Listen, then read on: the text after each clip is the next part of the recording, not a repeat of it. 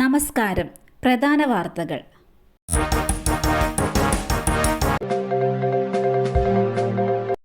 KSRTC സ്റ്റാൻഡിലെ ശൗചാലയം വൃത്തിഹീനം, നടത്തിപ്പുകാർക്കെതിരെ നടപടി. KSRTC യൂണിറ്റുകളിലെ ശൗചാലയം നടത്തിപ്പിനുള്ള കരാർ ഉടമയ്ക്കെതിരെ നടപടിക്ക് നിർദ്ദേശം. ബസ് സ്റ്റാൻഡുകളിലെ ശൗചാലയങ്ങളിലെ വൃത്തിഹീനമായ സാഹചര്യത്തെയും ശരിയായ പരിപാലനം ഇല്ലായ്മയെക്കുറിച്ച് പരിശോധിക്കാൻ ഗതാഗത വകുപ്പ് മന്ത്രി നിർദ്ദേശം നൽകിയിരുന്നു.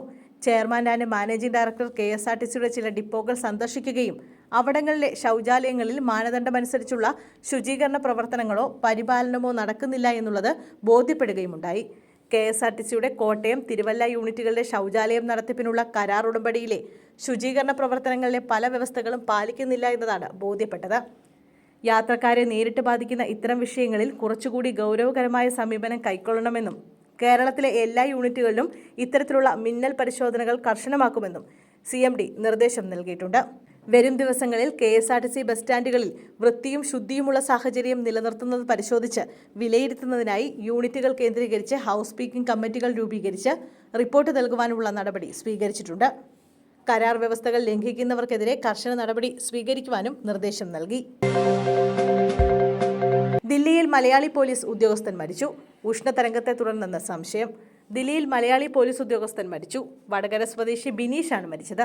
ദില്ലിയിൽ കടുത്ത ചൂട് തുടരുന്ന സാഹചര്യത്തിൽ ഇദ്ദേഹത്തിന്റെ മരണം ഉഷ്ണതരംഗം മൂലമാണോ എന്ന സംശയം ഉയരുന്നുണ്ട്.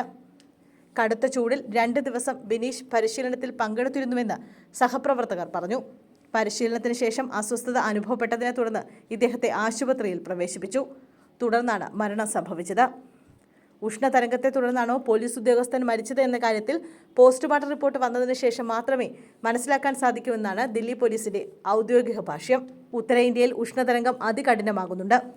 പഞ്ചാബ്, ഹരിയാന, ദില്ലി, പടിഞ്ഞാറൻ രാജസ്ഥാൻ, മധ്യപ്രദേശ്, പടിഞ്ഞാറൻ ഉത്തർപ്രദേശ് എന്നിവിടങ്ങളിൽ ഉഷ്ണതരംഗം അനുഭവപ്പെടുമെന്ന് കേന്ദ്ര കാലാവസ്ഥാ നിരീക്ഷണ കേന്ദ്രം അറിയിച്ചു. ഇവിടങ്ങളിൽ റെഡ് അലർട്ട് തുടരും. കഴിഞ്ഞ ദിവസം രാജസ്ഥാനിലെ ചുരുവിൽ ചൂട് 50 ഡിഗ്രിക്ക് മുകളിലായി. ദില്ലിയിലെ മുൻകേഷ്പൂരിൽ ചൂട് 49.9 ഡിഗ്രി വരെയായി അനുഭവപ്പെട്ടിരുന്നു. 16-കാരനെ മർദ്ദിച്ച ഫോൺ തട്ടിയെടുത്തു. 5 പേർ അറസ്റ്റിൽ. ഉച്ചക്കടയിൽ 16-കാരനെ ഭീഷണിപ്പെടുത്തി ബൈക്കിൽ തട്ടിക്കൊണ്ടുപോയി ആളൊഴിഞ്ഞ സ്ഥലത്തെത്തിച്ച് മർദ്ദിക്കുകയും വില കൂടിയ മൊബൈൽ ഫോൺ തട്ടിയെടുക്കുകയും ചെയ്ത കേസിൽ 5 പേർ അറസ്റ്റിൽ. കോട്ടുകാൽ വേട്ടക്കളം ചാനൽ റോഡ് കരയിൽ അയണിക്കുറ്റിവിള വീട്ടിൽ താമസിക്കുന്ന മുഹമ്മദ് ഹസൻ എന്ന ആസിഫ്, മുഹമ്മദ് ഹുസൈൻ എന്ന ഷാഹിദ്, കാട്ടാക്കട മാറനല്ലൂർ സ്വദേശി മുഹമ്മദ് ഹാജ, ബാലരാമപുരം സ്വദേശികളായ ഷെഹിൻ, ധനുഷ് എന്നിവരെയാണ് വിഴിഞ്ഞം പോലീസ് അറസ്റ്റ് ചെയ്തത്.